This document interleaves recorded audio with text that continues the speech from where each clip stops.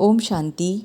आज का सत्य अनुभव है दिल्ली के रहने वाले ब्रह्मा कुमार सत्यवीर सिंह डागर भाई का। मेरा जन्म उत्तर प्रदेश के जिला बुलंदशहर के एक गांव में अति साधारण परिवार में हुआ। गरीबी के कारण पढ़ाई पूरी ना हो सकी।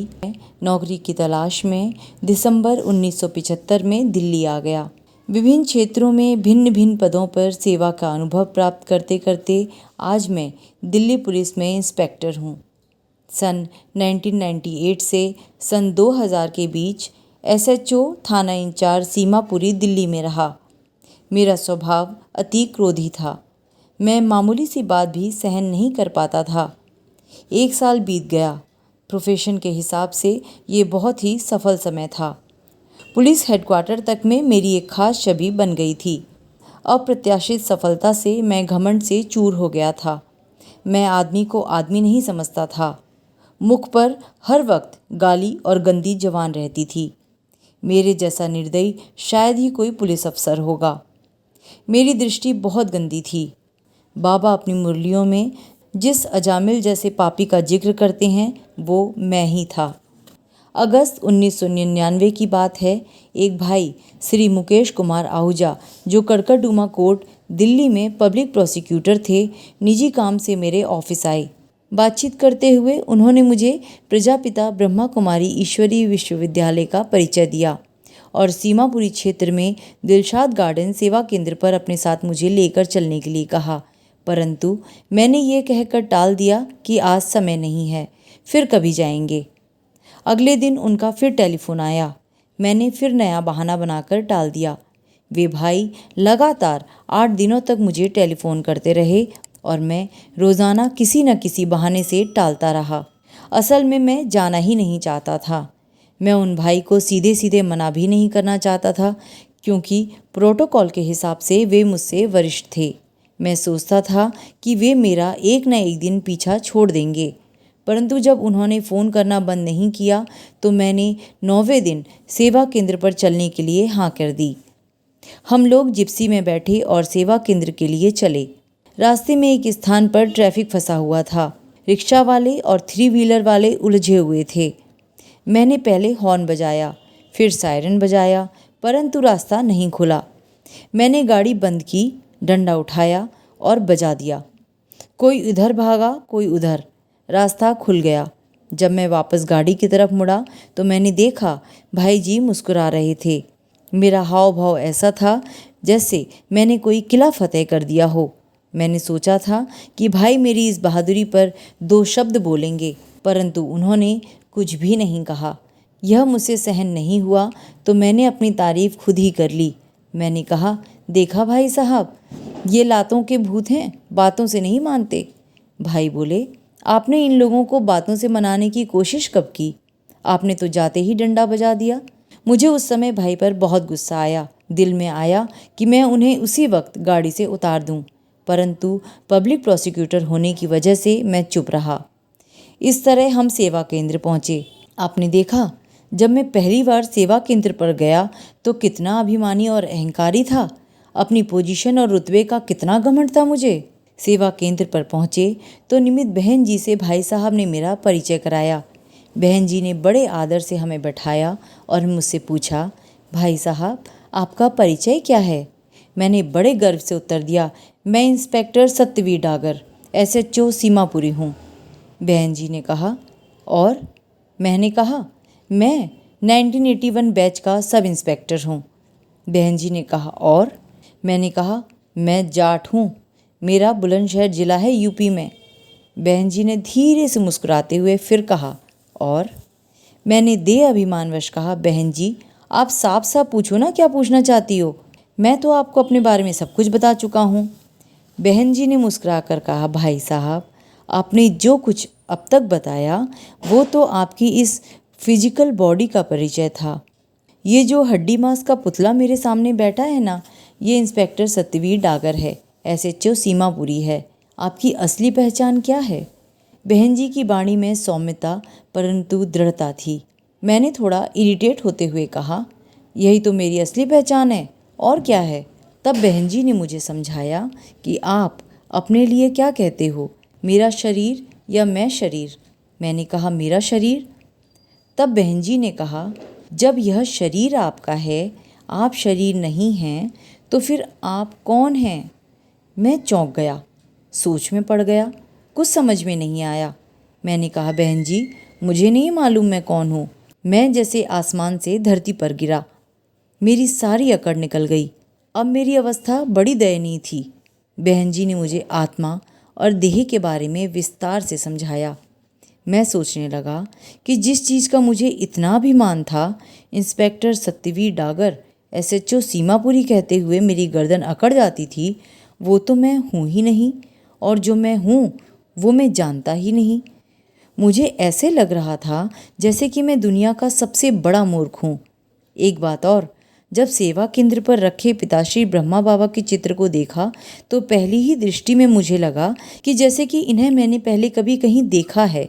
मैं उनसे पहले मिल चुका हूँ, परंतु वो कौन है, मैं उन्हें कहाँ मिला हूँ, ये मुझे बिल्कुल याद नहीं आया। मैंने सोचा, शायद ये इन बहनों के गुरु हैं, मैंने कहीं देख लिया होगा। मैंने बहन जी से भी उनके बारे में उस समय कुछ नहीं पूछा और मैं सेवा केंद्र से चला आया। आने से पहले बहन जी ने 1 हफ्ते का कोर्स करने की सलाह दी। मैं सारी रात सो नहीं सका। बहन जी के साथ हुआ वार्तालाप भी दिमाग में घूमता रहा। मैंने 7 दिन का कोर्स पूरा किया। ज्ञान मुझे जल्दी ही समझ में आने लगा। बाबा को भी याद करने लगा। बहन जी कहती थीं कि शिव बाबा को खूब याद करो, कोई भी समस्या हो तो शिव बाबा को बताओ, वो हर मुश्किल आसान कर देते हैं। मुझे ज्ञान में अभी थोड़े ही दिन हुए थे कि ये घटना ने सब कुछ उलट पुलट कर दिया। थाना सीमापुरी के पास एक शमशान है। एक दिन मैं रात को करीब 3 बजे थाने पहुंचा। शमशान में उस वक्त भी एक चिता जल रही थी। मैं थाने के रेस्टरूम में सोने के लिए चला गया। अभी नींद आई ही थी कि अचानक एक भारी भरकम नौजवान ने मुझे सोते हुए दबोच लिया। मैंने फौरन ही पलटकर वार किया, परंतु मेरा वार खाली गया। मैं समझ गया कि यह कोई बदमाश का काम नहीं, ये कोई भटकती हुई प्रेत आत्मा है। अब मेरी और भूत की उठापटक होने लगी। वो मुझे लात और घूंसों से बड़ी बेरहमी से मार रहा था और मैं कुछ करता तो उसे कुछ होता ही नहीं। उसने मार मार कर मेरी हालत खराब कर दी। यह सब कुछ जागृत अवस्था में पूरे होशो हवास में हो रहा था। इस बीच मेरा ध्यान कमरे में जल रही छोटी सी लाल लाइट शिव बाबा की ट्रांस लाइट की तरफ गया तो मैंने शिव बाबा को पुकारा, बाबा मुझे बचाओ, बाबा मुझे बचाओ। मैंने शिव बाबा को बहुत पुकारा, लेकिन शिव बाबा ने मेरी कोई मदद नहीं की और वो भटकती आत्मा मुझे बहुत परेशान कर रही थी। फिर आखिरकार मैंने हनुमान जी को याद किया। मैंने कहा, हनुमान बाबा मुझे बचाओ। जैसे ही मैंने हनुमान जी का नाम लिया, वो भटकती आत्मा तुरंत वहाँ से गायब हो गई। मैं अगले दिन सेवा केंद्र पर गया और सारी घटना बहन जी को सुनाई। मैंने बहन जी से प्रश्न किया कि शिव बाबा ने मेरी मदद क्यों नहीं की। बहन जी इस प्रश्न का कोई ठीक उत्तर नहीं दे सकीं। मैंने कहा, बहन जी हनुमान जी अच्छे हैं, जिन्होंने मुझे सही समय पर बचा लिया। मैं फिर शिव बाबा को क्यों याद करूं? मैं तो हनुमान जी को याद करूंगा ना। बहन जी ने मुझे बहुत समझाया, परंतु मैंने उनकी एक न सुनी। मैंने शिव बाबा को याद करना बंद कर दिया। अपने कमरे से भी बाबा की लाइट उतार दी। सेवा केंद्र पर भी जाना कम कर दिया। फिर भी ज्ञान सुनना अच्छा लगता था, इसीलिए कभी कभी सेवा केंद्र पर जाता रहता था। मार्च 2000 की बात है। थाना सीमापुरी क्षेत्र से कुछ बदमाशों ने एक 4 साल की बच्ची का अपहरण कर लिया और 10 लाख रुपए की फिरौती मांगी। बच्ची की मां विधवा थी। बदमाश धमकी देते थे कि यदि रकम का इंतजाम नहीं किया या पुलिस को खबर की तो बच्ची की लाश के टुकड़े टुकड़े करके पार्सल से आपके घर भेज देंगे। कॉलोनी के लोग, स्थानीय नेता, मीडिया और वरिष्ठ अधिकारी सभी चिंतित थे। करीब 2 सप्ताह बीत चुके थे। हर संभव कोशिशों के बाद भी अपहरणकर्ताओं अथवा बच्ची का कोई सुराग नहीं लग रहा था। किसी भी पुलिस अफसर के लिए ये सबसे बड़ी चुनौती होती है। मेरी प्रतिष्ठा दांव पर थी। मैंने सभी देवी देवताओं को भी याद किया, हनुमान जी से भी फरियाद की, परंतु कुछ नहीं हुआ। आखिर में एक दिन मुझे शिव बाबा की याद आई। सोचा, शिव बाबा को एक बार और आजमा कर देख लेता हूँ। मैंने बाबा के चित्र के सामने जाकर कहा कि बाबा, अगर आप सचमुच कहीं हो तो इस बच्ची को सही सलामत वापस दिला दो। उसके बाद एक PCO वाले भाई के सहयोग से बदमाश पकड़ा गया।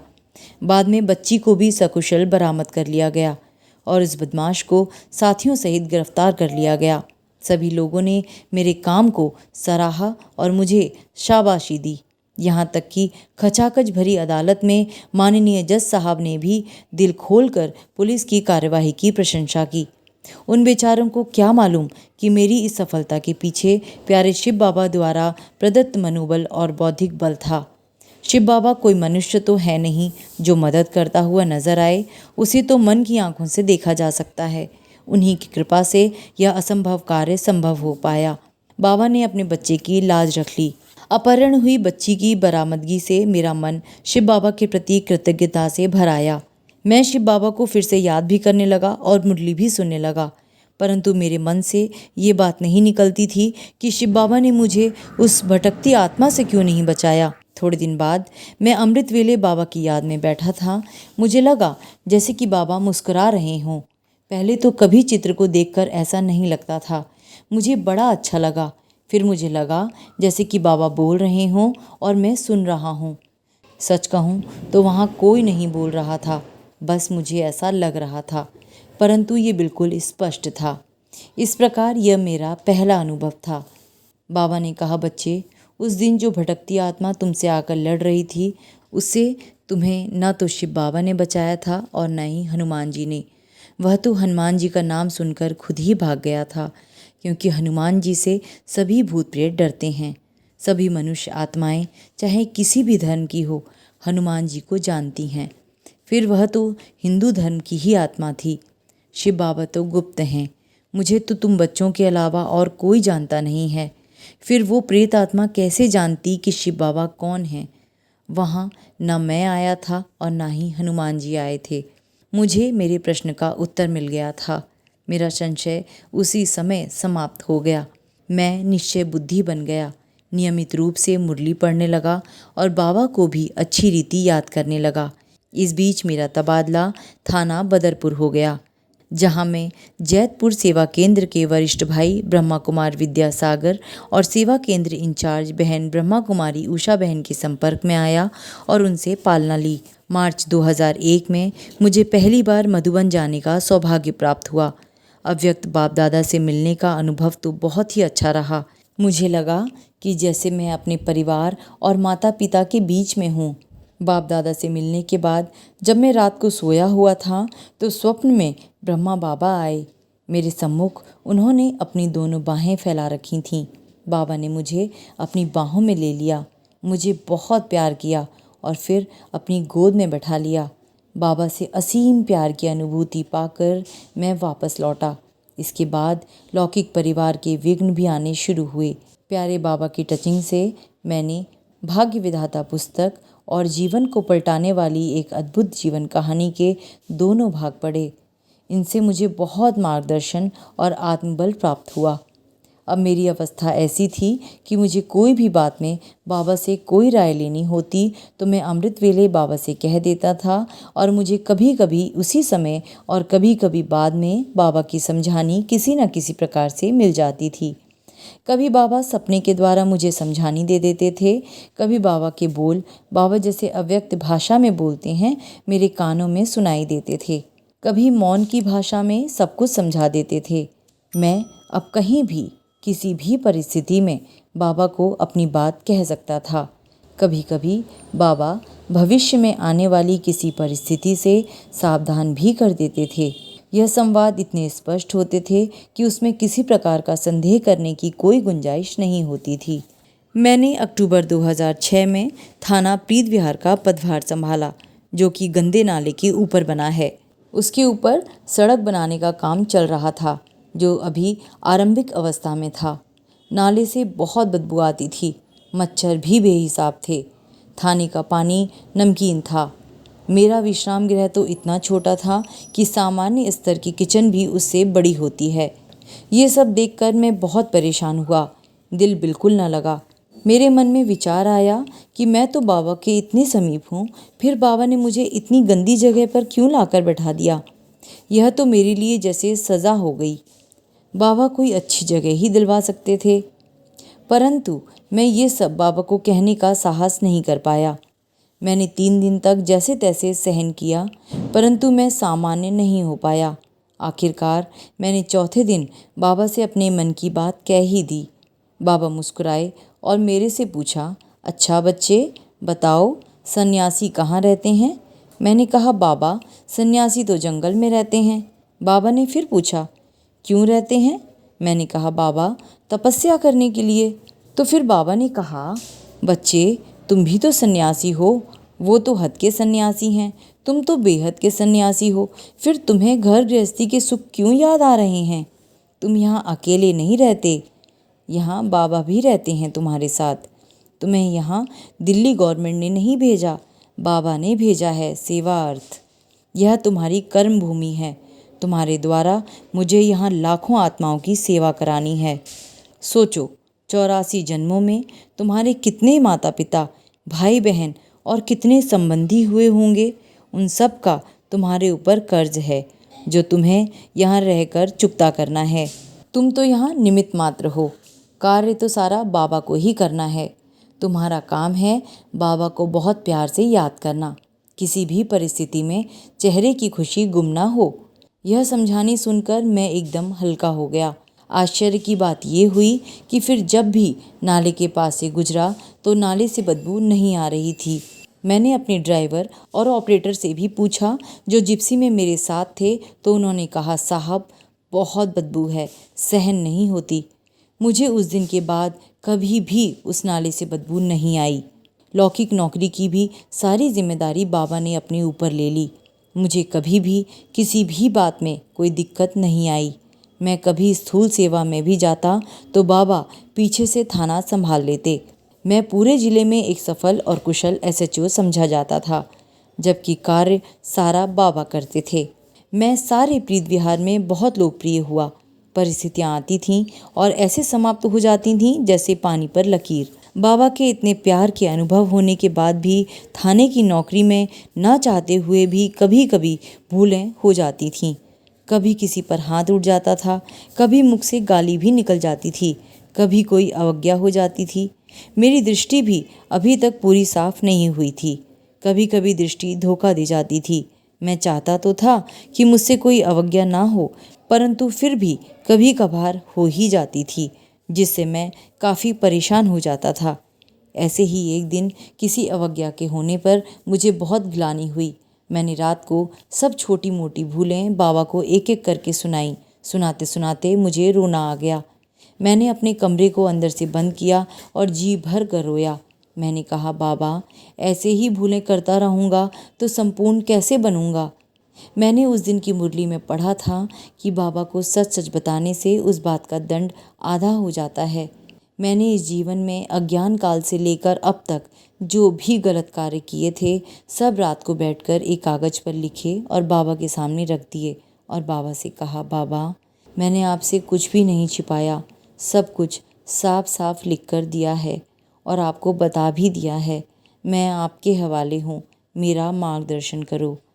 बाबा ने मुझे कहा, बच्चे जो आज तुमने बाबा को बताया वो आधा हुआ और बचा हुआ आधा तुमने पश्चाताप के आंसुओं में आज बहा दिया, लेकिन पूर्व जन्मों का अभी बहुत कुछ बकाया है। उसके लिए सांसों सांस बाबा को याद करो और आगे भी कोई विकर्म ना हो, समय, संकल्प और बोल व्यर्थ ना जाएं, इसका ध्यान रखना। बाबा ने मुझे मेरा रजिस्टर दिखाया जो पूरा विकर्मों से भर चुका था। यहाँ तक कि रजिस्टर के आखिरी में जो जिल्द थी उस पर भी विकर्म लिखे हुए थे। उस रजिस्टर में छोटी से छोटी भूलें भी विकर्म के रूप में छड़ी हुई थीं, जिन्हें हम अक्सर दरकिनार कर देते हैं। यहाँ तक कि हमारा किसी के प्रति अशुभ भावना अथवा ईर्ष्या भी विकर्म के रूप में रजिस्टर में चढ़ जाती है। बाबा ने मुझे कहा, बच्चे मारने पीटने या गाली देने से आत्माओं को सुधरना होता तो फिर बाबा क्यों आता। इसीलिए कभी भी न किसी पर हाथ उठाना है और ना ही किसी को गाली देनी है। जहाँ डंडा चलाने की ज़रूरत हो वहाँ दृष्टि से काम लो। बाबा की याद में किसी पर तीखी दृष्टि डालोगे तो वह गोली का काम करेगी।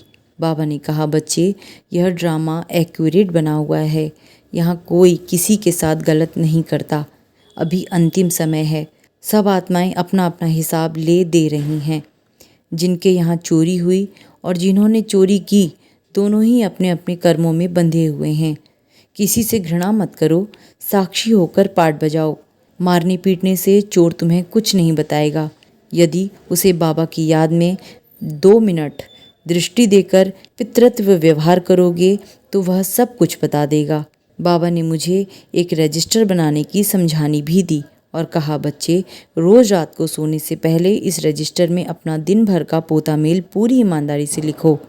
अविनाशी सर्जन से कुछ भी छिपाना नहीं, फिर सर्जन दबाई देंगे। उस दिन के बाद से मेरी दृष्टि, वृत्ति, कृति में बहुत बड़ा परिवर्तन आया। फिर मैंने किसी पर हाथ नहीं उठाया, किसी को गाली नहीं दी। हाँ, सख्त भाषा का प्रयोग कभी कभी ज़रूरी होने पर करना पड़ता है, परंतु उपराम होकर रोज अपना पोता मेल भी लिखने लगा। मैं कह सकता हूँ कि मुझ में 80 से 90% सुधार हो गया है। आगे प्रयास जारी है। आपको याद होगा, वर्ष 2007 में निठारी कांड प्रकाश में आया था। नोएडा के पास निठारी गांव से बहुत सारी लड़कियां एक एक करके पिछले कई सालों से गायब होती जा रही थीं। वर्ष 2007 में यह भेद खुला कि नोएडा की एक कोठी में उनका यौन शोषण किया गया और बाद में उन्हें मारकर उनका मांस भक्षण किया गया। उनकी हड्डियों और अवशेषों को कोठी के पीछे बने एक गंदे नाले में दफन कर दिया गया था। यह खबर उन दिनों सभी समाचार पत्रों और टीवी चैनलों की सुर्खियां बनी हुई थी। उन्हीं दिनों अमृत वेले बाबा ने मुझे कहा कि बच्चे, तुम उस कोठी के पीछे उस नाले पर जहाँ पर उन बच्चियों को दफन किया गया है, फरिश्ता बनकर जाओ और उन्हें सुख, शांति, प्रेम और आनंद की सकाश दो। उनकी मौत बहुत दर्दनाक तरीके से हुई है। बच्चे, वे आत्माएं दुख और अशांति से तड़प रही हैं। मैंने कहा, जो आज्ञा बाबा। मैं उसी वक्त मन बुद्धि द्वारा सूक्ष्म रूप से उस कोठी की छत पर फरिश्ते रूप में पहुंचा तो वे आत्माएं मुझे ऐसे लग रही थीं जैसे चिड़िया के अंडों से अभी अभी निकले हुए बच्चे होते हैं। वे मुझे कोठी की छत पर देखकर ऐसे व्याकुल हो उठीं और चोंच ऊपर को उठाकर ऐसे चींची करने लगी जैसे चिड़िया के बच्चे अपनी माँ को देखकर चुंगा लेने के लिए चींची करने लगते हैं। मैंने उन्हें बहुत प्यार से और बहुत रहम की भावना से सुख, शांति, प्रेम और आनंद का सकाश दिया। धीरे धीरे वे आत्माएं शांत हो गईं। यह सब देखकर बहुत संतोष मिला। मैं बहुत खुश हुआ। जब मैं सूक्ष्म में वापस अपने विश्राम कक्ष में आया तो बाबा ने कहा, देखा बच्चे, वे आत्माएं कितनी दुखी और अशांत थीं। मैंने कहा, हाँ बाबा, मैंने देखा। तो बाबा ने कहा कि बच्चे, तुम्हें उन आत्माओं की यह सेवा रोज़ करनी है जब तक कि वे पूरी तरह से तृप्त ना हो जाएं। मैंने कहा, ठीक है बाबा। मैं 1 सप्ताह तक रोज नोएडा की उस कोठी पर जाकर फरिश्ता रूप से उन आत्माओं को अमृत वेले सकाश देता रहा। सप्ताह बाद मुझे लगा कि वे पूरी तरह तृप्त और संतुष्ट हो गई हैं, सुख, शांति और आनंद में हैं। तब से मैं जब भी कहीं अकेले आत्माओं द्वारा शरीर छोड़ने का समाचार सुनता हूँ तो नियमित रूप से यह सेवा करता हूँ। इस प्रकार की सेवा करने से मुझे बेहद खुशी और संतुष्टि मिलती है। वर्ष 2007 के आखिर की बात है। शाम के लगभग 6 बजे थे। थाना प्रीत विहार में मैं अपने ऑफिस में बैठा था। एक बच्चे के माता पिता थाने में आए और मुझे बताया कि उनका लड़का, जिसकी उम्र 14 साल थी, स्कूल से लौटकर नहीं आया है। सब जगह तलाश कर ली गई थी, वो कहीं नहीं मिला। मैंने उन्हें बिठाया। अभी मैं उनसे बात कर ही रहा था कि एक और माता पिता ने अपने बच्चे, जिसकी उम्र 12 साल की थी, उसकी गुमशुदगी के बारे में आकर बताया। यह बच्चा भी उसी स्कूल का था, परंतु अलग क्लास का था। मैंने उन्हें भी बिठाया। थोड़ी देर बाद उसी स्कूल के एक तीसरे बच्चे, जिसकी उम्र 16 वर्ष की थी, उसके माता पिता भी आए। उनको भी मैंने बिठाया। तीनों बच्चे एक ही स्कूल के थे, इसीलिए ऐसा लगता था कि तीनों इकट्ठे ही कहीं गए हैं। अगले 15 मिनट में 3 और बच्चों के माता पिता और परिजन एक एक करके थाना में आए और अपने अपने बच्चों की गुमशुदगी के बारे में बताया। इस प्रकार 1 घंटे के अंदर 6 बच्चों की गुमशुदगी की रिपोर्ट थाने में आई। देखते ही देखते इन सभी बच्चों के माता पिता के अतिरिक्त उनके दोस्त, रिश्तेदार, पड़ोसी थाने में इकट्ठे हो गए। नोएडा का निठारी कांड अभी भी सुर्खियों में था। लोगों ने इसको एक और निठारी कांड कहना शुरू कर दिया। चारों ओर शोर, हंगामा, रोना पीटना शुरू हो गया। लोग मुझ पर चीख चिल्ला रहे थे। कहते थे कि आप कुछ करते क्यों नहीं। ऐसे मामले में पुलिस की जो आवश्यक कार्रवाई होती है वो तो मैं कर ही चुका था, परंतु लोग उससे संतुष्ट नहीं थे। मामले की गंभीरता को देखते हुए मैंने अपने वरिष्ठ अधिकारियों को इसकी सूचना भी दे दी। गनीमत यह थी कि अभी तक मीडिया को यह खबर नहीं मिली थी। मैंने अनेक वर्षों की नौकरी के दौरान पहले कभी भी इतने बच्चों की गुमशुदगी एक साथ नहीं देखी थी और न ही कभी सुनी थी। मुझे भी किसी अनहोनी की आशंका होने लगी। मेरे ऑफिस की टेबल पर बाबा का चित्र लगा हुआ था। मैंने बाबा से मुखातिब होते हुए मौन भाषण में प्रार्थना की कि बाबा, इन बच्चों का कोई अहित ना हो, ये बच्चे सही सलामत अपने माता पिता को मिल जाएं। बाबा, आपके बच्चे को कोई रास्ता नहीं सूझ रहा है। बाबा, अब आप ही मदद करो।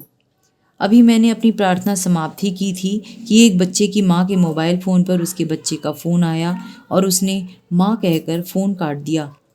अब तो और भी हंगामा हो गया। लोग कहने लगे, बच्चा ज़रूर किसी मुसीबत में है, वह बात करना चाहता है, परंतु बदमाशों ने उससे फ़ोन छीन लिया। बात नहीं करने दी। मुझे बाबा पर पूरा भरोसा था। मैंने उस बहन के मोबाइल से आने वाला नंबर लेकर अपने मोबाइल से मिलाया तो पता चला कि यह वह मेरठ रोडवेज बस अड्डे के सामने के एक पीसीओ का नंबर था। मैंने अपना परिचय देकर पीसीओ वाले भाई से पूछा कि किसी बच्चे ने अभी यहाँ से दिल्ली फ़ोन किया था, क्या वह बच्चा वहाँ पर है? उसने बताया कि वह तो चला गया। मैंने उससे बाहर निकलकर देखने का अनुरोध किया तो उसने आनाकानी की। इसी बीच यूपी पुलिस का एक हवलदार वहां पहुंच गया, जो पुलिस चौकी रोडवेज बस अड्डा मेरठ पर ही तैनात था। उस पीसीओ वाले ने मेरी उस हवलदार से बात कराई। मैंने संक्षिप्त में उसे सारी बात बताकर बस अड्डे के आसपास बच्चे को देखने का अनुरोध किया। बच्चे की स्कूल ड्रेस और हुलिया भी बता दिया गया। करीब 5 मिनट बाद ही तीनों बच्चे जो एक ही स्कूल के थे उस हवलदार को मिल गए, जो हरिद्वार की बस में चढ़ने ही वाले थे। वह हवलदार उन तीनों बच्चों को पुलिस चौकी में ले आया और मुझे फ़ोन से सारी बात बताई। थोड़ी देर बाद एक आदमी 6 साल के एक बच्चे को लेकर हमारे थाने में पहुंचा। उसने बताया कि बच्चा उसे सड़क पर रोता हुआ मिला है। बच्चा अपना पता ठीक से नहीं बता पाया, इसलिए थाने लेकर उसे आ गया। थोड़ी देर में ही एक बच्चा हमारे ही थाने के एक सिपाही को मिल गया और एक गीता कॉलोनी के एरिया में वहाँ बीट के सिपाही को मिल गया। जितने आश्चर्यजनक ढंग से 6 बच्चे गुम हुए थे, उतने ही आश्चर्यजनक ढंग से 6 के 6 आधे घंटे के अंदर मिल गए। लोग कह रहे थे, अजीब इत्तेफाक है, बच्चे जैसे गुम हुए वैसे मिल भी गए। मैं जानता हूँ कि 6 बच्चों का एक साथ गुम होना तो बेशक एक अजीब इत्तेफाक हो, परंतु उन सभी का इस प्रकार एक साथ मिल जाना, वो भी अलग अलग जगह से एक ही समय पर और अलग अलग प्रकार से, यह इत्तेफाक कतई नहीं हो सकता। यह तो प्यारे बाबा की कमाल है, जो कभी भी अपने बच्चों को निराश नहीं करते। वे सदा साथ हैं और सदा मददगार हैं। तो यह था दिल्ली के रहने वाले ब्रह्मा कुमार सत्यवीर सिंह डागर भाई का सत्य अनुभव। हम उम्मीद करते हैं कि आपको यह अनुभव पसंद आया होगा। हम जल्द आपसे मिलेंगे एक और नए सत्य अनुभव के साथ। तब तक परमात्मा याद, प्यार और छत्र छाया में रहें। ओम शांति।